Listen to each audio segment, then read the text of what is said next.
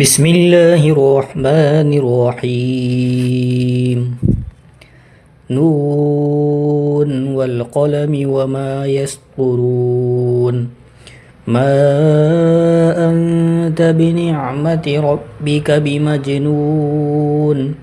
وإن لك لأجرا غير ممنون وإنك لعلى خلق عظيم فستبصر ويبصرون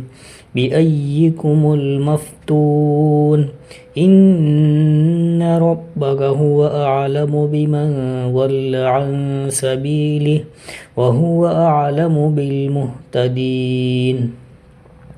فلا تطع المكذبين ودوا لو تدهن فيدهنون ولا تطع كل حلاف مهين هماز مشاء بنميم مناع للخير معتد أثيم عتل بعد ذلك زنيم أن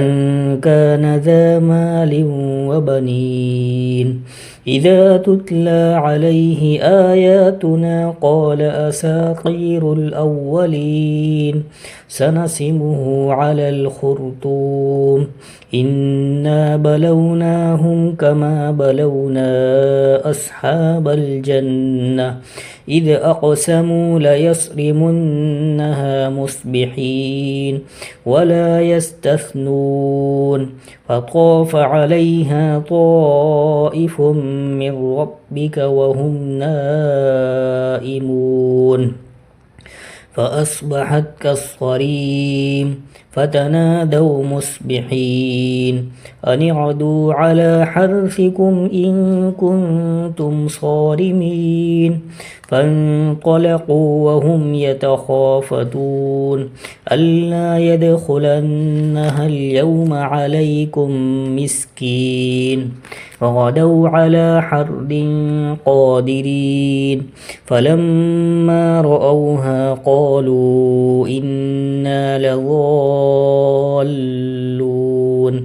بل نحن محرومون قال أوسطهم ألم أقل لكم لولا تسبحون قالوا سبحان ربنا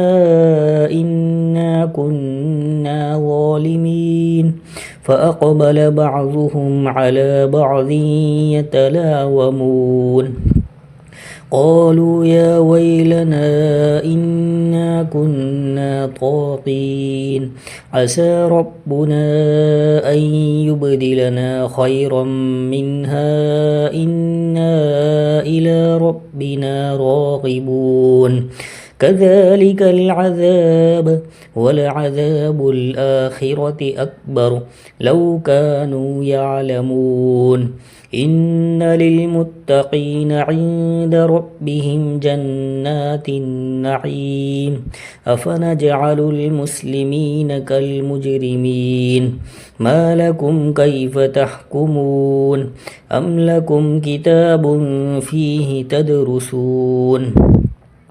إن لكم فيه لما تخيرون أم لكم أيمان علينا بالغة إلى يوم القيامة إن لكم لما تحكمون سلهم أيهم بذلك زعيم أم لهم شركاء فليأتوا بشركائهم إن كانوا صادقين يوم يكشف عن ساق ويدعون إلى السجود فلا يستطيعون خاشعة أبصارهم ترهقهم ذلة وقد كانوا يدعون إلى السجود وهم سالمون فذرني ومن يكذب بهذا الحديث سنستدرجهم من حيث لا يعلمون وأملي لهم إن كيدي متين أم تسألهم أجرا فهم من مغرم مثقلون أم عندهم الغيب فهم يكتبون فاصبر لحكم ربك ولا تكن كصاحب الحوت إذ نادى وهو مكظوم لولا أن تداركه نعمة من ربه لنبذ بالعراء وهو مذموم فاجتباه ربه فجعله من الصالحين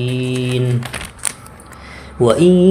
يكاد الذين كفروا ليزلقونك بأبصارهم لما سمعوا الذكر ويقولون إنه لمجنون وما هو إلا ذكر للعالمين صدق الله العظيم.